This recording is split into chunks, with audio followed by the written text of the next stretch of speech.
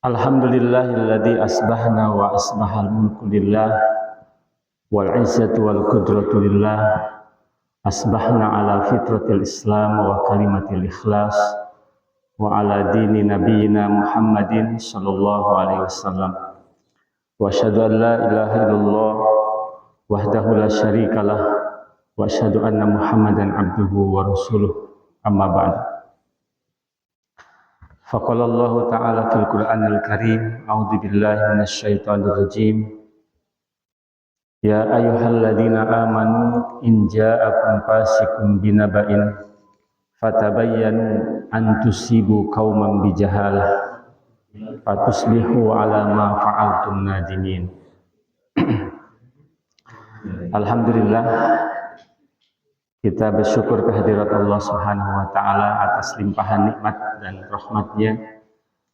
Khususnya di pagi hari ini kita masih dalam keadaan sehat walafiat. Kita bisa hadir di kajian rutin kuliah ba'da subuh.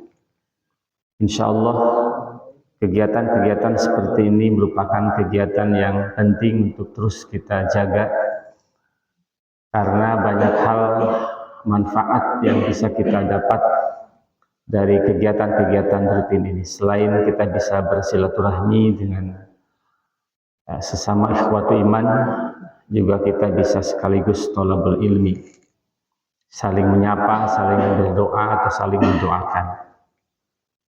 Sesuai dengan tema yang disampaikan dan makalah yang sudah dipegang oleh Bapak Ibu, materi kajian pagi ini bersifat murojaah berkaitan dengan salah satu ayat Al-Quran yang ada di surat Al-Hujurat. Surat Al-Hujurat ayat ke-6. Surat Al-Hujurat itu termasuk salah satu surat yang banyak membicarakan tentang etika atau tentang akhlak.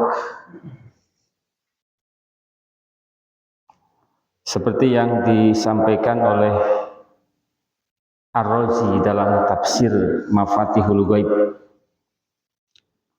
Beliau mengatakan bahwa surat Al-Hujurat merupakan surat Al-Quran yang merupakan tuntunan bagi kaum orang yang beriman berkaitan dengan makarimil akhlak, dengan akhlak-akhlak yang mulia. Adab akhlak berkaitan dengan Allah, dengan Rasul, atau dengan sesama manusia, sama manusia yang beriman tentu saja.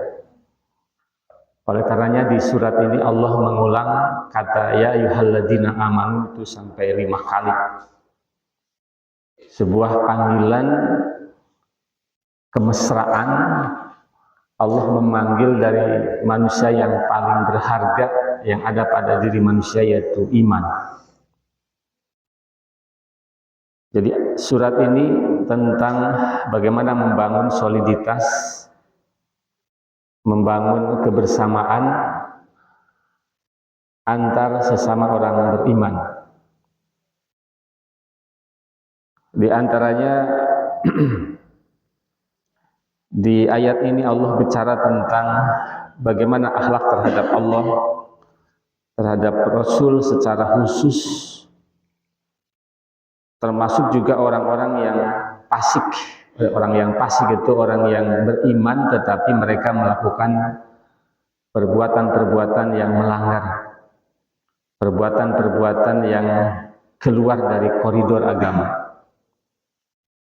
Bagaimana kita menjaga hubungan sesama mukmin yang hadir, yang ada dalam satu majelis, satu tempat, atau kita menjaga hubungan sama mukmin yang kebetulan tidak hadir pada suatu majelis, tidak ada di hadapan kita. Salah satu adab yang ditunjukkan oleh para sahabat, misalkan ketika ditanya oleh Rasulullah tentang sesuatu, tahukah kamu? Maka para sahabat selalu menjawab Allahu wa rasuluhu a'lam. Jadi mereka tidak mau untuk mendahului Allah dan Rasul-Nya. Maka mereka mengatakan Allah dan Rasul-Nya yang Maha Tahu. Itu sering kita menemukan hadis seperti itu. Seperti dialog Rasulullah SAW sareng Mu'ad dengan Mu'ad bin Jabal. Jadi dia juga seperti itu. Itu mungkin bagian dari adab bagaimana dengan Allah. Ya ayyuhalladzina amanu la tuqaddimu baina yadayillahi wa rasul. Tidak mau dan tidak boleh mendahului Allah dan Rasul.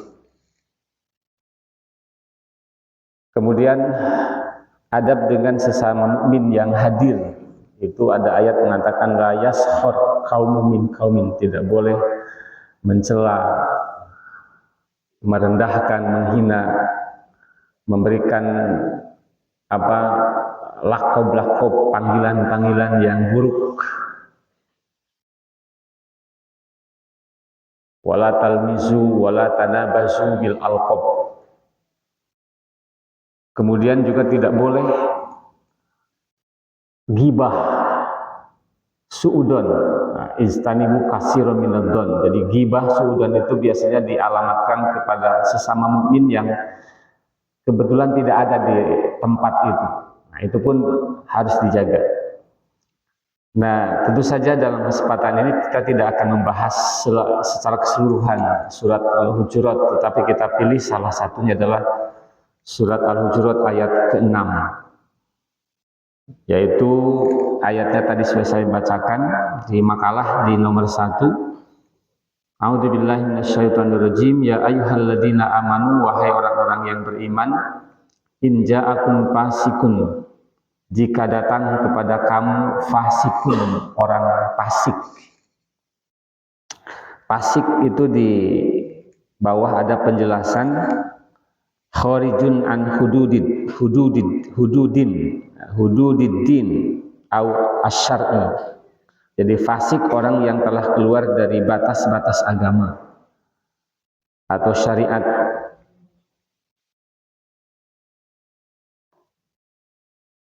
Jadi orang fasik dalam kasus ayat ini seorang sahabat bernama Uqbah bin Walid yang dia berbohong kepada Rasulullah SAW sehingga hampir terjadi perang antara sesama muslim. Itu karena sebuah berita yang dibawa oleh seorang sahabat dalam bentuk sebuah kebohongan.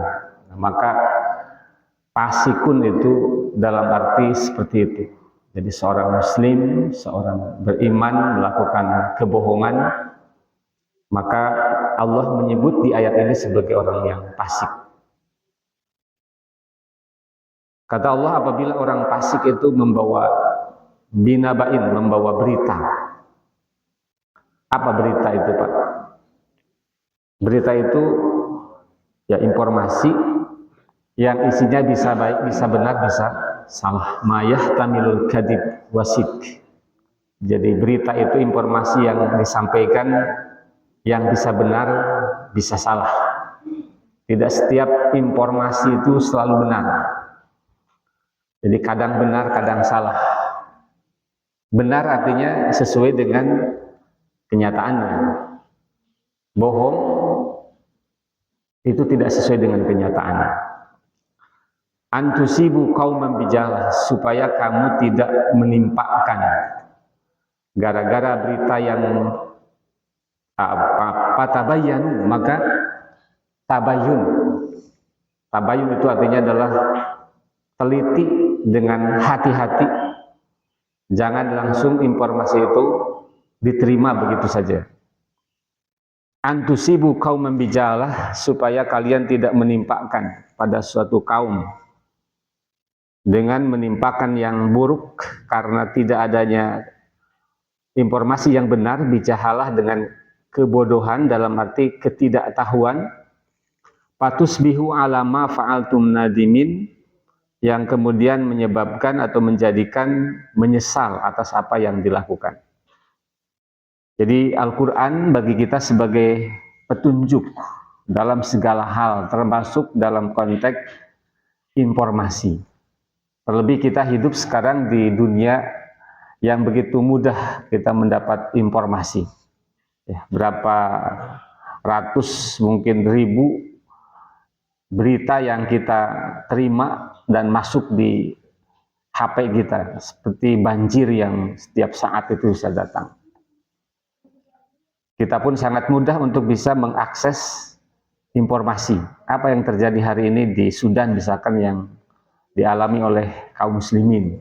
Itu pun dengan mudah kita untuk mencari tahu berita itu. Walaupun berita itu, setiap informasi itu tadi mayah tamilu sidqo wal kadib. Jadi sesuatu yang memungkinkan di situ ada kebenaran dan ada kebohongan. Nah, dari ayat ini salah satunya nanti melahirkan sebuah disiplin ilmu di kaum muslimin, itu ilmu hadis misalkan. Hadis itu salah satu kajian ilmu yang sampai hari ini masih terus menjadi persoalan yang penting. Bahkan di dunia perguruan tinggi sampai ada jurusan hadis ya. Nah, ini adalah salah satu buah hasil dari Al-Quran. Salah satu ayat Al-Quran telah melahirkan sebuah disiplin ilmu yang sangat penting, dan hadis itu berkaitan dengan berita-berita yang disandarkan kepada Rasulullah SAW. Dan para ulama mengatakan hadis yang dibawa oleh orang fasik itu disebut hadis munkar gitu ya. Jadi nanti ada hadis maudhu, hadis palsu, ada hadis munkar. Nah, hadis munkar itu adalah salah satu istilah terhadap suatu hadis yang di dalam sanadnya itu, rawinya itu ada seseorang yang disebut dengan orang yang fasik, menyebabkan tertolak beritanya. Nah, tinggal sejauh mana hari ini kita masih bisa berpegang kepada tuntunan Allah, Al-Quran dan hadis, khususnya ayat ini berkaitan dengan informasi. Ini yang paling penting. Apakah nanti pada akhirnya informasi yang kita terima itu benar atau salah, atau kita misalkan dengan kemampuan yang kita miliki ternyata salah berita itu.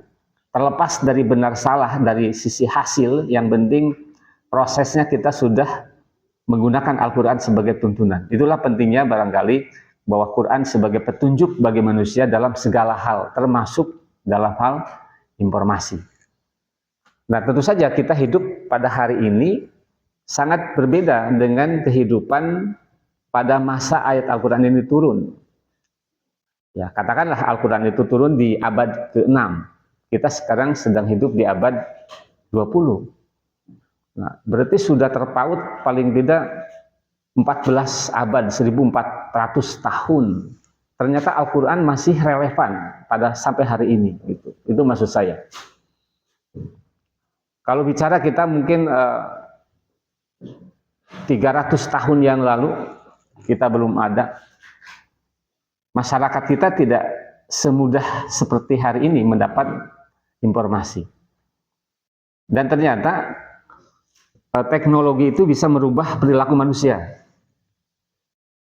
Contoh ya Pak, misalkan kalau dulu, ya mungkin 10 tahun yang lalu lah, jangan bicara tentang, karena katanya era informasi itu dimulai dari abad berapa ya, 18 atau 20 ya, abad 20. 18 itu era industri. Kemudian ada yang mengatakan 10 abad sebelum Masehi itu era agraris katanya. Jadi manusia hidup berdasarkan dari pertanian, kemudian bergeser industri, kemudian bergeser lagi era informasi. Nah, baheula Pak, upami misalkan orang ada kebutuhan itu, aya kabutuh, aya kararapat, datang ke rumah orang yang dituju, sebelum kita menyampaikan apa yang kita inginkan itu kan bercerita heula, ngadongeng heula, ngalor ngidul, panca kaki gitu. Ya, malah pagedang setengah jam baru terakhir disampaikan menawi atuh aya gaduh artos 100.000 mah gitu. Jadi ujungnya tarik nambut gitu. Dan itu hal yang dianggap sopan kalau bercerita panjang seperti itu. Tapi kalau hari ini cobi nelpon Pak setengah jam ngadongeng kadieu kadieu, terus tungtunan nambut artos, itu dianggap tidak sopan. Jadi hari ini yang sopan itu yang langsung. Halo Nah, langsung disampaikan apa yang dimaksud gitu. Gitu. Cing atau jadi hari ini WA juga begitu. Jadi semakin singkat itu semakin baik gitu. Karena akan mudah, apa maksudnya dibandingkan dengan WA itu sampai panjang gitu tungtungna Manawi. Nah, berarti kan terjadi pergeseran, merubah perilaku. Itu salah satunya yang kita rasakan.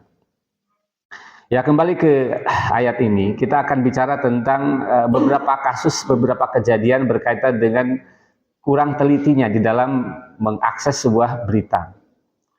Nah, saya cantumkan yang pertama itu di surat Al-A'raf ayat 20.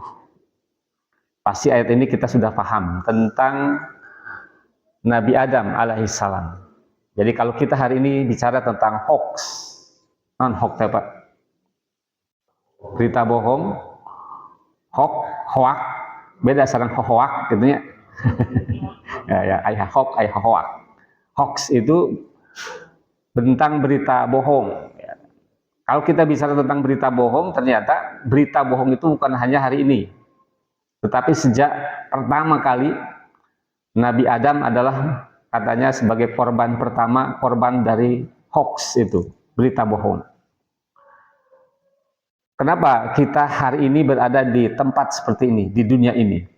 Itu padahal dulu kita atau nenek moyang kita berada di surga. Tapi karena berita hoax itu, berita bohong itu, dan kurang tabayun, kurang melakukan klarifikasi terhadap informasi, begitu saja diterima, akhirnya terjebak dengan berita bohong itu. Di surat Al-A'raf, di makalah di nomor 2, a'udzubillahi minasyaitonirrajim, tawaswasa lahumas syaiton liyubdiya lahuma min mawuriya anhuma min sawatihima. Jadi sebenarnya Nabi Adam ketika itu oleh Allah diingatkan. Jadi hati-hati, ini adalah musuh kamu, gitu sudah disampaikan. Kemudian Allah mewanti-wanti jangan mendekati pohon ini.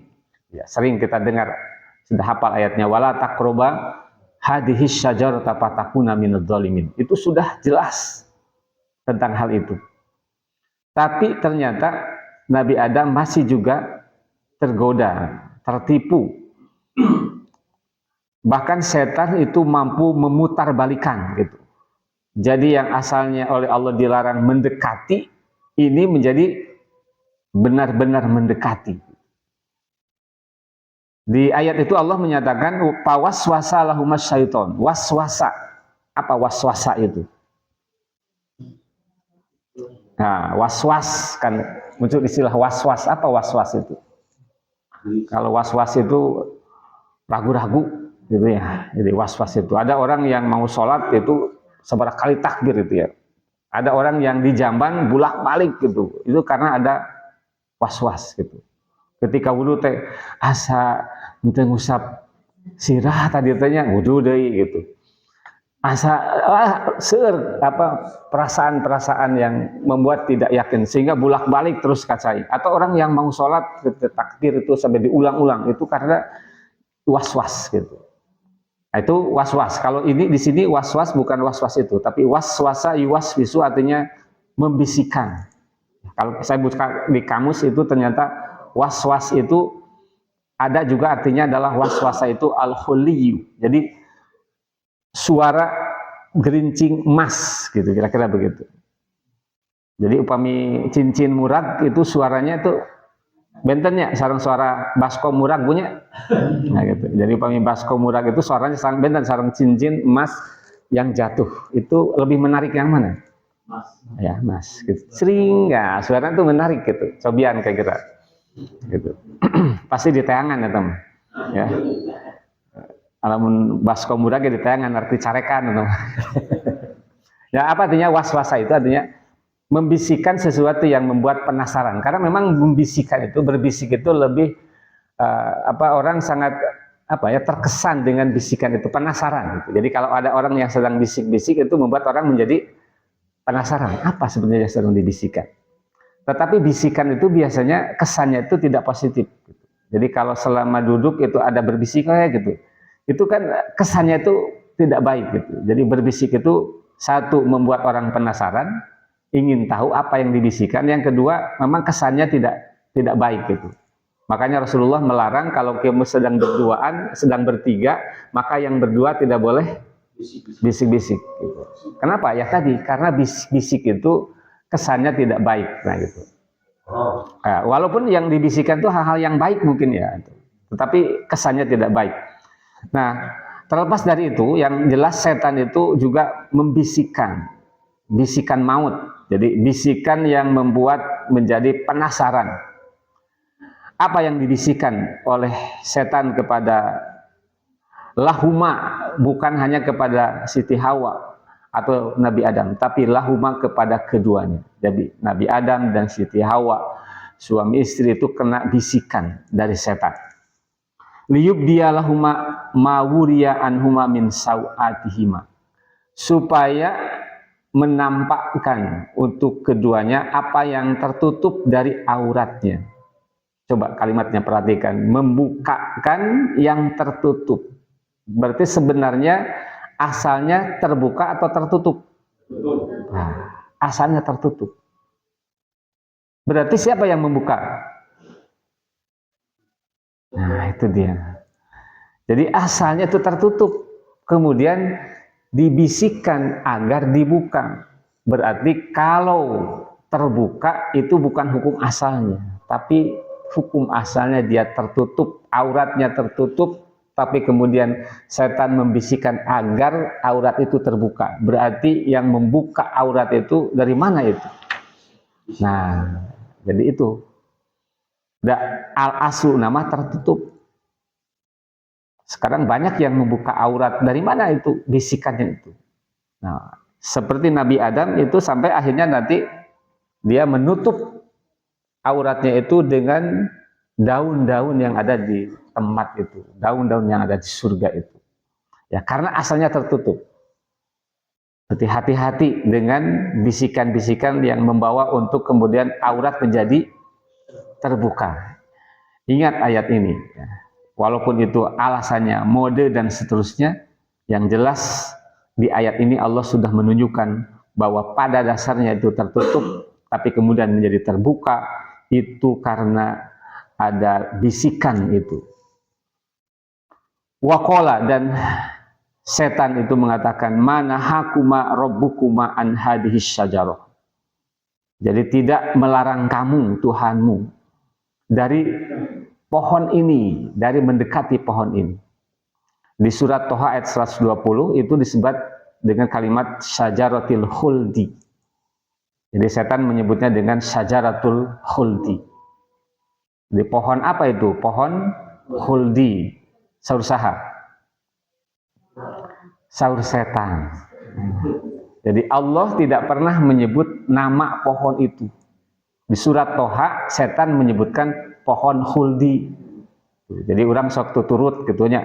Tangkal naon teteh tangkal khuldi. Nah, padahal siapa yang nyebut khuldi itu? Setan. Apa khuldi itu? Dari kata kholidun. Nah, kita sedang mendengar istilah kholidun, kekal. Jadi pohon keabadian. Jadi nampaknya setan tahu bahwa manusia itu suka kalau dia itu tetap atau abadi. Padahal tidak ada yang, nah itu kamakola saja. Tidak ada yang abadi. Manahakuma rabbukuma an hadhihi syajarah illa an takuna malakain au takuna minal khalidin. Nah, jadi kecuali kamu dikhawatirkan akan menjadi dua malaikat atau akan menjadi orang yang kekal di dalamnya. Nah, artinya bahwa ini diputar balik gitu. Tuhan kamu itu tidak melarang kamu mendekati pohon ini kecuali kamu dikhawatirkan akan tetap berada di tempat ini. Artinya kalau kamu ingin tetap berada di tempat ini, maka makanlah, maka dekatilah pohon itu. Karena sebenarnya Tuhan tidak melarang mendekati pohon ini, kecuali supaya kamu tidak lama berada di tempat ini. Padahal Allah sudah mengingatkan, fatakuna minadz dzalimin. Kamu akan menjadi orang yang zalim.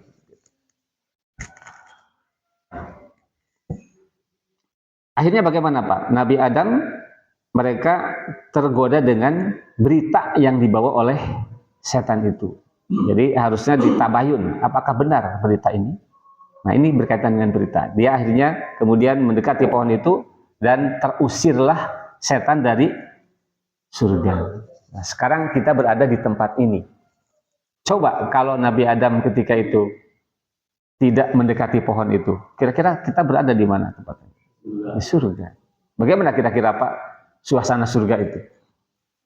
Nah, di surat Toha dijelaskan la yadma'u, tidak akan haus, tidak akan kepanasan, tidak akan kelaparan, tidak akan telanjang. Artinya sandang pangan papan itu sudah terpenuhi. Gara-gara terusir dari tempat itu, sekarang kita menjadi terlunta-lunta untuk mencari makan, untuk mencari kehidupan dan seterusnya. Kadang ayah bayarin ya, kudu dibayar cicilan karena can beres. Nah, itu kadang jadi pikiran. Nah, tetapi yang menarik di sini adalah jangan pernah mengatakan kalau gitu ya, karena Rasul sudah mengingatkan, jangan pernah mengandai-andai. Ya. Itu sudah terjadi. Qadarullah wa masya'a fa'ala. Jadi Allah setelah menetapkan, telah menakdirkan. Da'etatu Nabi Adam, coba harita alamun Nabi Adam dan Siti Hawa, kabita berenya gitu. Beren urang teh aya di surga. Nah, itu jangan pernah mengatakan begitu, karena itu sudah terjadi. Karena kalau itu diucapkan, itu kata Rasulullah juga akan membukakan pintu setan berikutnya gitu ya. Jadi akhirnya teh jadi ngalamun betina kalau teh kok coba lamun terus saya ngahulang gitu ya. Nah, disitulah kemudian setan akan menggoda kita, membisikkan kepada kita. Ada yang bagus dari ucapan Syekh Ar-Razi itu dalam tafsirnya itu berkaitan dengan sudah, nggak usah disesali apa yang sudah terjadi. Tinggal kita ambil hikmahnya. Apa kira-kira hikmahnya? Kenapa asam itu terjadi? Kata beliau itu hikmahnya banyak. Di antaranya kata beliau yang pertama, walaupun kita terusir dari surga, tetapi kita akan bisa kembali ke surga itu. Jadi jangan kecil hati. Walaupun kita sekarang berada di kehidupan seperti ini, tetapi pintu ke surga itu dibuka kembali. Ya. Bagaimana cara untuk bisa sampai ke surga? Allah sudah menurunkan petunjuknya. Kulnah bitu minha jami'an fa imma ya'tiyannakum minni hudan faman tabi'a hudaya fala khaufun 'alaihim wa lahum yahzanun. Jadi Allah sudah menunjukkan hudan, petunjuk gitu. Nah, tinggal ikuti saja petunjuk itu, maka akan sampai lagi kemana? Ke surga. Ini yang pertama kata beliau. Walaupun kita terusir dari surga, tapi kita bisa kembali ke tempat itu dengan cara mengikuti petunjuk yang sudah Allah turunkan melalui para nabi, para rasul. Satu. Yang kedua, surga yang akan kita tempati itu sekali masuk maka tidak akan pernah keluar dari tempat itu. Berbeda dengan surga yang terjadi pada saat itu. Orang sudah berada di surga masih harus terpental dari surga yang akhirnya seperti yang kita alami hari ini. Tapi surga yang akan datang itu tidak ada riwayat yang mengatakan ada ahli surga kemudian dipanggil oleh malaikat dan dilihat data-datanya, oh ternyata kamu itu bukan di sini tempatnya. Nah, itu tidak ada gitu ya. Tidak akan terjadi salah alamat ya, atau alamat palsu. Jadi orang yang sudah masuk di dalam surga itu pasti akan berada untuk selama-lamanya. Bahkan banyak riwayat yang mengatakan justru orang yang masuk dalam neraka dan ternyata ada iman di dalam hatinya, maka dia akan bisa diselamatkan dari neraka itu dan akhirnya masuk ke surga Allah Subhanahu wa taala. Itu riwayat sahih, ada yang seperti itu. Jadi kalau dulu ceritanya orang masuk surga, keluar dari surga, tapi nanti orang yang sudah masuk ke dalam surga itu tidak akan keluar lagi. Yang ketiga, kata beliau, surga yang dulu itu masih ada aturan-aturan. Tidak boleh dekat pohon ini dan seterusnya. Tetapi surga yang akan datang itu tidak ada lagi aturan. Kamu bisa atau kita bisa menikmati apa saja yang kita inginkan. Nah, itulah kata beliau hikmah di antara terusirnya kita dari surga itu. Sehingga tidak boleh kita menyalahkan atau berandai-andai. Ini yang pertama adalah tentang kasus hoax atau korban hoax, yaitu Nabi Adam alaihissalam. Makanya di ayat Al-Quran Allah memberikan tuntunan kepada kita, fatabayyanu. Kalau ada informasi berita, jangan langsung ditelan mentah-mentah, tetapi tabayyun, teliti dengan hati-hati kebenaran berita itu. Karena hari ini sangat mudah mendapat berita, tetapi yang sulit adalah klarifikasi untuk mencari kebenaran. Karena sering kita menemukan di HP kita itu teruskan. Ini dari mana teruskan itu? Kadang sulit untuk menelusuri dari mana sumbernya. Banyak kasus yang terjadi tentang berkaitan dengan berita bohong itu. Saya ambil 2 contoh saja. Yang kedua adalah contoh tentang hadisul ifki, berita bohong, peristiwa yang pernah mengguncang keluarga Rasulullah SAW. Itu diterpa isu, diterpa berita bohong yang sangat terkenal di dalam sejarah. Peristiwa ini terjadi terhadap Rasulullah berkaitan dengan pulangnya Rasulullah dari perang Bani Mustalik, Muraisi. Jadi efek dari perang Uhud. Jadi perang Uhud itu telah melahirkan munculnya keberanian para preman-preman atau orang-orang yang tidak suka dengan Islam, walaupun mereka kelompok-kelompok kecil. Tetapi dengan peristiwa perang Uhud yang melahirkan korban yang cukup banyak, itu menimbulkan keberanian kabilah-kabilah untuk menyerang Madinah. Nah, termasuk Bani Mustalik tadi di tilawah itu dibacakan ayat Al-Quran surat Al-Munafikun. Jadi Al-Munafikin itu berkaitan dengan peristiwa ini itu diantaranya. Nah, Rasulullah kembali dari Bani Mustalik itu Siti Aisyah tertinggal gitu di perjalanan. Jadi Siti Aisyah itu biasa kan kalau di zaman Rasulullah, kalau Rasul akan berangkat safar, karena safar Rasul itu hanya 2, perang atau haji atau umroh. Beda dengan safar kita bisa healing kemana-mana, Rasul itu hanya 2 saja, kalau tidak umroh, haji atau perang. Nah, itu biasanya Rasulullah kalau safar itu suka mengundi istri-istrinya. Jadi nanti ibu-ibu kalau bapak-bapak mau berangkat tapi terkena diundinya, ibu-ibu malah dari Rasul istri nalang hiji sehingga kena diundi. Nah, yang ikut dalam peristiwa Bani Mustalik itu adalah Siti Aisyah. Biasa ada tempat khusus namanya Haudaz. Jadi ada tempat di mana untuk istri Nabi khusus, tertutup, tidak ada yang tahu di dalamnya itu. Jadi semacam tempat untuk melindungi dari panas, dari udara dan seterusnya. Siti Aisyah masuk di tempat itu dan nanti akan diangkat tempat itu dimasukkan ke unta gitu. Jadi sepulangnya dari perang Bani Mustalik yang musuhnya tidak ada, melarikan diri karena kalah itu, bahkan nanti ini berkaitan dengan Juwairiyah. Juwairiyah itu adalah putri Haris bin Diror, tokoh kabilah Bani Mustalik yang pada akhirnya nanti akan menikah dengan Rasulullah SAW. Nah, tidak ada yang tahu kalau ketika beristirahat di satu tempat, Siti Aisyah keluar dari tempat itu untuk buang hajat, dan ketika itu belum ada toilet gitu Pak, jadi harus mencari tempat yang jauh sekali supaya tidak kelihatan. Nah, Siti Aisyah tidak memberitahu, kemudian istirahat sudah cukup, akhirnya berangkatlah pasukan itu dan Siti Aisyah tertinggal gitu ceritanya. Yang ditugaskan oleh Rasul untuk membawa itu, karena Siti Aisyah, kata beliau, dulu katanya istri-istri Nabi itu badannya kurus-kurus, Siti Aisyah termasuk orang yang masih relatif muda, sehingga diangkatnya teka rasa gitu Pak, gitu. Sugan teh ayaan gitu. Kan beda sareng bapak-bapak yang nggak bonceng istri itu kan karos gitu nya. Masa dari punten ya. Ya karena bagusnya bapak-bapak itu mengurus ibu-ibu sehingga badannya bisa besar gitu ya, itu karena hebatnya, suksesnya bapak-bapak. Kata Siti Aisyah dulu, kami katanya tidak makan daging gitu ya. Jadi padahal kan terkenal kalau Arab itu pemakan daging, itu tidak memakan daging sehingga badannya katanya, ya apakah tidak makan daging itu karena memang kekurangan atau bagaimana, wallahu alam gitu ya. Nah sehingga ada tidak aja itu tidak terasa, naik saja itu terus berangkat gitu. Nah ketika kira-kira istirahat di tempat yang berikutnya, itu ternyata tidak ada dari tempat itu Siti Aisyah itu. Nah akhirnya rame lah di situ. Kemana Siti Aisyah? Siti Aisyah juga ketika kembali dari buang hajatnya itu sudah tidak ada orang itu, maka duduklah di situ. Maka duduk di situ, barangkali nanti ada yang menyusul atau bagaimana, ternyata sampai ketiduran. Siti Aisyah menunggu itu.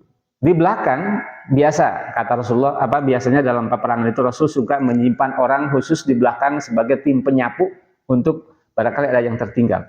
Maka ketika itu Sofwan bin Mu'attal itu salah seorang sahabat yang ditugaskan untuk itu. Ada dua riwayat, ada yang mengatakan Sofwan itu memang sengaja dia disimpan di belakang untuk kalau ada yang tertinggal, tapi ada juga riwayat mengatakan Sofwan itu suka ketiduran gitu Pak. Jadi sok kaberangan jadi istri nate wartos ka Rasulullah sebab sholat subuhna sok kaberangan wae gitu. Komo ayeuna sholat subuhna jam 4 gitu ya. Dilaporkan katanya dia suka kesiangan. Jadi ada dua riwayat, ada mengatakan Sofwan itu kemungkinan kesiangan setelah istirahat pertama di satu tempat, mungkin ketiduran ditinggalkan atau tinggalkan orang gitu. Pas terbangun dia ketemulah dengan Siti Aisyah. Dan Siti Aisyah dia tahu persis katanya bahwa Sofwan ketika itu tidak berbicara apa-apa kecuali mengucapkan innalillahi wa inna ilaihi rajiun. Jadi dia kaget, kemudian untanya disuruh depak begitu Pak, Siti Aisyah naik lalu dibawa oleh Sofwan itu. Nah ketika dibawa, karena dalam pasukan Bani Mustalik itu juga orang-orang munafik ikut dan ada beberapa kejadian gitu ya, hampir terjadi pertengkaran, perkelahian itu gara-gara diprovokasi orang munafik itu. Jadi ada beberapa peristiwa sebelumnya. Nah begitu para sahabat di satu tempat kemudian mereka kehilangan Siti Aisyah, kan wah luar biasa gitu Pak ya, kalau istri Nabi sampai tertinggal sampai hilang itu luar biasa. Kelihatan dari kejauhan ada orang yang sedang berjalan, semakin dekat ternyata Siti Aisyah di atas unta dituntun oleh Sofwan. Maka dibuatlah isu bahwa Aisyah sedang berduaan dengan laki-laki yang bukan muhrimnya. Jadi hati-hati ibu-ibu tak berduaan dengan ditemukan ibu anu dengan tukang beca duaan misalkan. Ya ada hese merusak kudu opatan dina beca. Ya diisukanlah bahwa karena tadi pandai mengemasnya itu seperti iblis itu, bagaimana Nabi Adam yang sudah terjamin di surga itu dengan was-wasa itu. Nah maka dibuatlah isu itu sampai terus di Madinah ramai bahwa Siti Aisyah melakukan perbuatan mesum, sampai ke mesum perbuatannya itu. Padahal dari mana itu? Itu dari lihat dari berduaan, yang satu di atas unta, yang satu nuntun unta, itu sampai karena dikemas berita itu sedemikian rupa sampai terjadilah isu yang sangat menyakiti Rasul dan keluarganya. Dan itu terjadi sampai terus sehari, 2 hari, seminggu, 2 minggu, hampir 1 bulan lamanya. Itu tidak ada kejelasan tentang, tapi isunya ramai. Sampai Rasulullah SAW kemudian beliau mengumpulkan para sahabatnya dan biasa disiapkan mimbar untuk menyampaikan. Ini di nomor 3 Pak. An Aisyah taqolat faqala Rasulullah SAW wa huwa alal mimbar. Bertahmid biasa. Kemudian Rasul mengatakan, ya ma'syarul muslimina man ya'diruni min rajulin qad balagu adahu fi ahli baiti. Wahai kaum muslimin, siapa yang akan membela dan membenarkanku terhadap tindakanku terhadap seseorang yang telah menyakiti keluargaku. Wallahi, maka demi Allah, ma'alimtu ala ahli illa khairan. Padahal saya tidak tahu tentang keluarga kecuali yang tahu adalah tentang kebaikan. Jadi keluarga saya itu adalah keluarga baik-baik, tidak seperti yang sedang diisukan. Walaqad dzakara rajulan, dan kalian telah menyebut seseorang, yang seseorang ini diisukan dengan istri Nabi. Ma'alimtu alaihi illa khairan. Saya juga tidak tahu tentang orang ini kecuali orang ini adalah orang baik. Wa makana yadkhulu ala ahli illa ma'i. Dia tidak pernah masuk ke rumahku kecuali pasti bersamaku.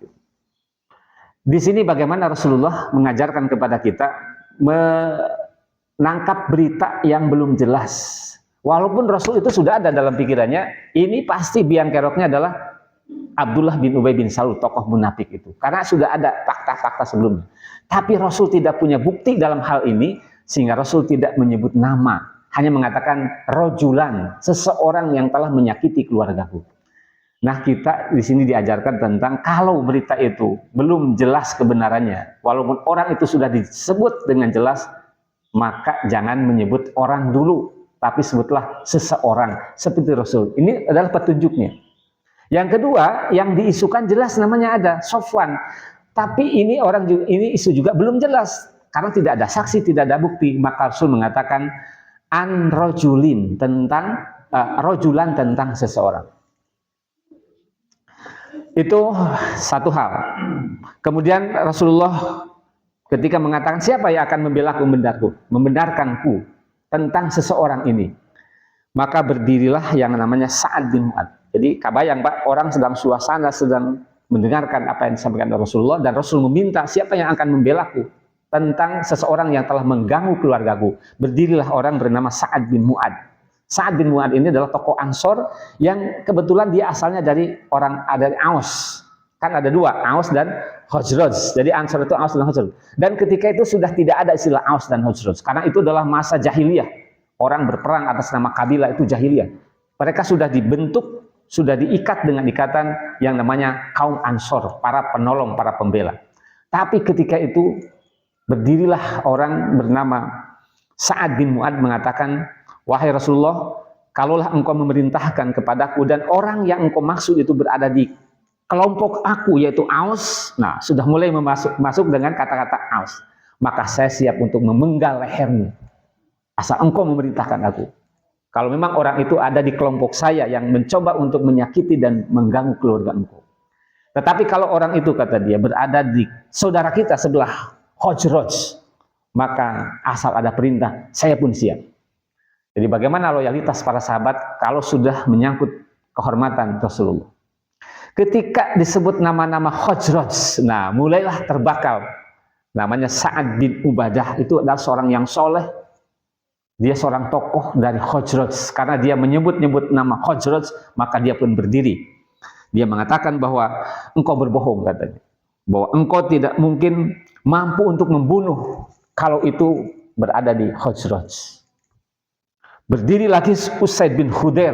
Usaid bin Hudair itu anak paman dari Sa'ad bin Mu'ad, karena menyebut-nyebut bahwa Sa'ad bin Mu'ad tidak mungkin melakukan itu. Dia mengatakan bahwa kamu itu berbohong, katanya.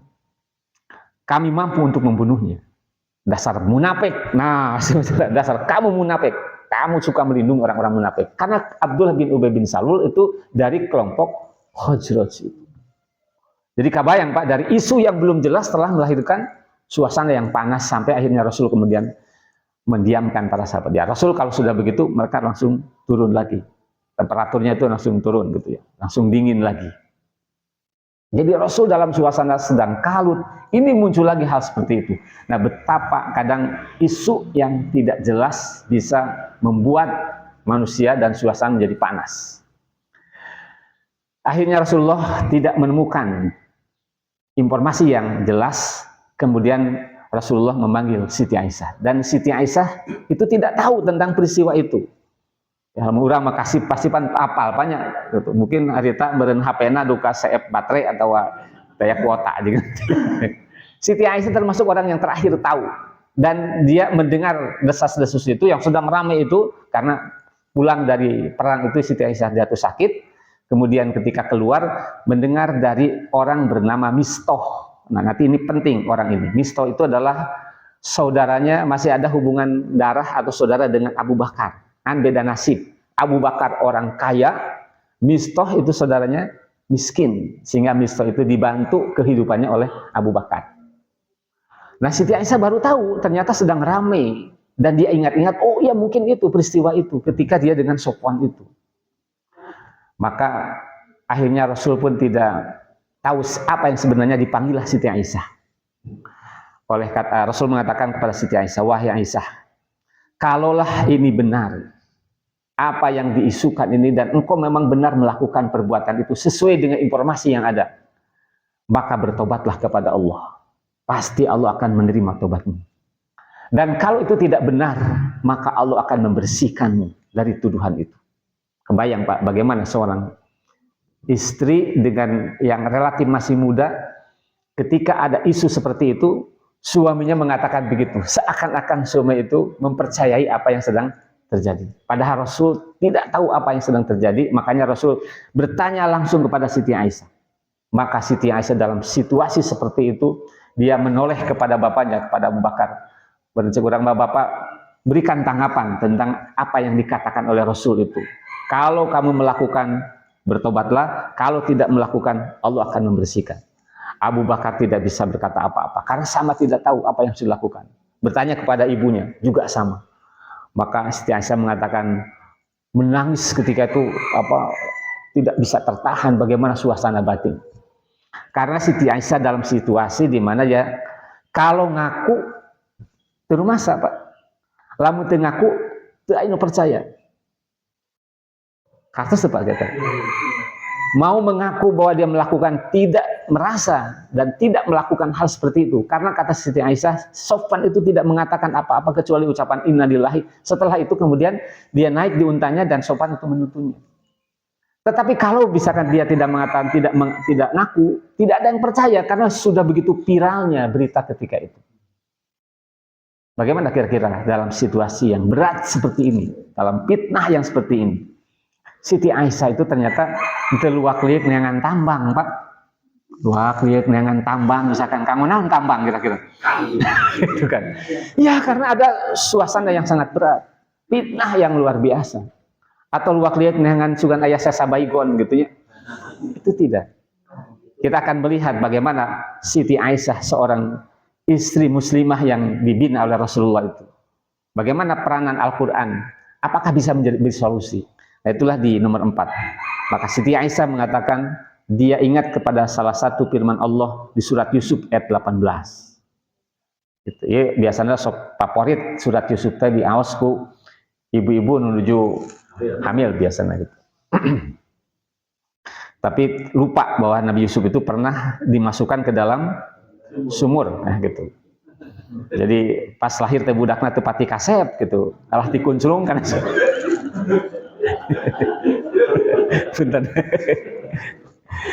Nah, justru ini yang diambil oleh Siti Aisyah. Fasobrun jamilun, maka kesabaran yang baik itulah kesabaranku. Nah, jadi Siti Aisyah dalam situasi yang berat, maka dia tetap kuat mentalnya. Itulah sabar. Jadi sabar itu bukan lemah, sabar itu kuat.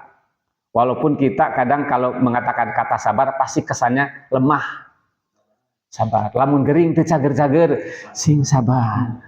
Leungit barang teu kapanggih wae, sing sabar. Jadi sabar itu kesannya itu kepada yang lemah. Padahal sabar itu adalah kuat mental. Sabar itu artinya bertahan dalam kebenaran. Jadi Siti Aisyah, fasobrun jamilun wallahul musta'an, dan Allah sajalah yang dimohon pertolongannya. Jadi Allah yakin akan membantunya alamatasi pun terhadap apa yang sedang diucapkan, diramaikan, dituduhkan. Itu yang dipegang oleh Siti Aisyah. Jadi itu kan Nabi Ayub yang pernah mengatakan begitu. Jadi Nabi Ayub ketika ada laporan bahwa Yusuf itu dimakan serigala, bahkan saudara-saudaranya itu membawa pakaian Yusuf dengan berlumuran darah.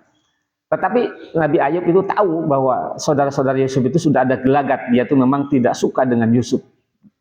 Tetapi Nabi Ayub dia tidak punya kekuatan alasan untuk bisa menolak tentang apa yang dikatakan oleh saudara-saudaranya. Makanya Nabi Yusuf itu sampai menangis dan matanya sampai buta karena menangis terus ingat terhadap putranya itu Yusuf. Dan salah satu ungkapan yang disebutkan oleh beliau itu adalah fasobrun jamilun wallahul musta'an ala ma tasifun, yang kemudian diulang kembali ayat ini oleh Siti Aisyah. Tidak lama setelah peristiwa itu kemudian turunlah ayat Al-Quran, surat An-Nur ayat 11 sampai ayat 18. Yang ayat-ayat itu menjelaskan tentang bersihnya Siti Aisyah dari tuduhan selama ini. Kata Siti Aisyah, Rasulullah ketika menerima wahyu itu, katanya kelihatan keringatnya itu sampai bercucuran keringat. Padahal ketika itu musim dingin, artinya betapa berat menerima wahyu seperti yang dialami Rasulullah.